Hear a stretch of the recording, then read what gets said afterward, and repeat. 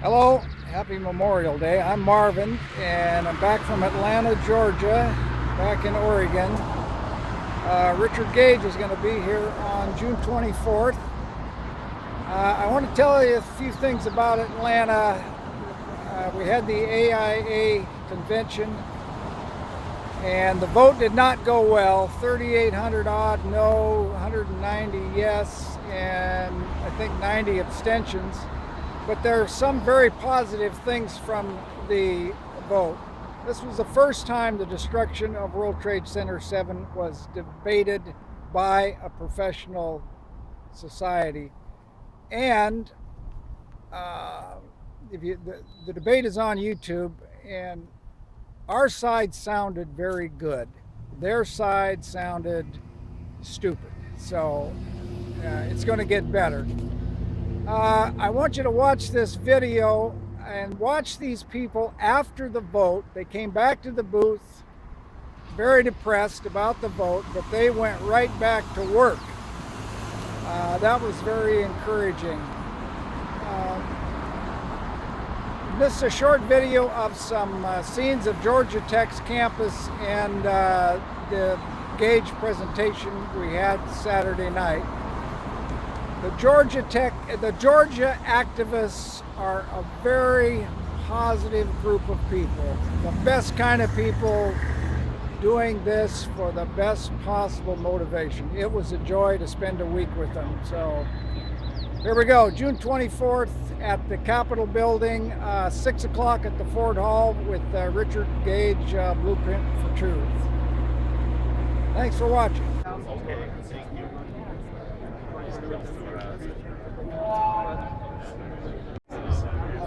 Which may not be a bad thing. Good day there, sir. Sorry.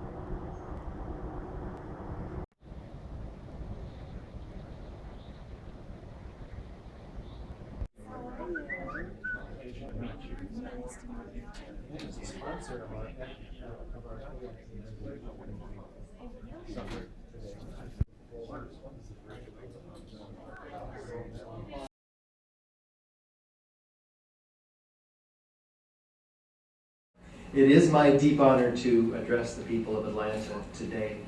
Following the last 3 days of hard work, face-to-face, technically, with architects at the annual convention of the 2015 American Institute of Architects, who brought 14,000 architects and engineers together to increase their awareness of the profession, its direction, technical opportunities for them. And we had this time a 20-foot wide booth, which was designed to educate these architects as to the resolution which we put forward about 2 months ago with 55 sponsors, the American Institute of Architects members. And this called for an investigation of the building that I'm going to be introducing you today, first, World Trade Center Building 7. The question is, what is the view of the family members of the victims? Because in the last 10 or 15 years, they must have noticed, and all this research out there. So what they feel about it? The last bill that I presented in Congress before I was so unceremoniously kicked out was a bill to allow the family members to participate in the Victims' Compensation Fund and also file lawsuits to get to the truth about what happened. Because, of course, the family members are constrained from participating in the Victims' Compensation Fund. So they could take the money and then remain forever ignorant about why their loved ones lost, or they could refuse the money and then hope that they could get some justice in the criminal justice system, the criminally unjust system.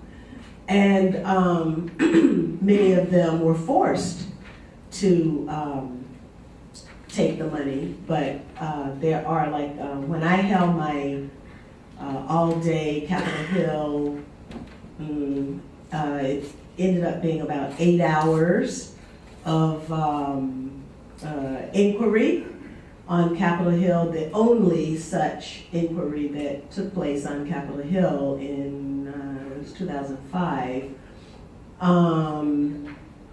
We had family members to participate. And we also had whistleblowers, national security whistleblowers to participate. So the family members, I think, and then there's one valiant family member by the name of Ellen Mariani. I don't know if you've spoken to her recently. I haven't spoken to her recently either. But she refused to take the money. She filed a lawsuit. She was totally dissed by having an ineffective counsel in her first effort.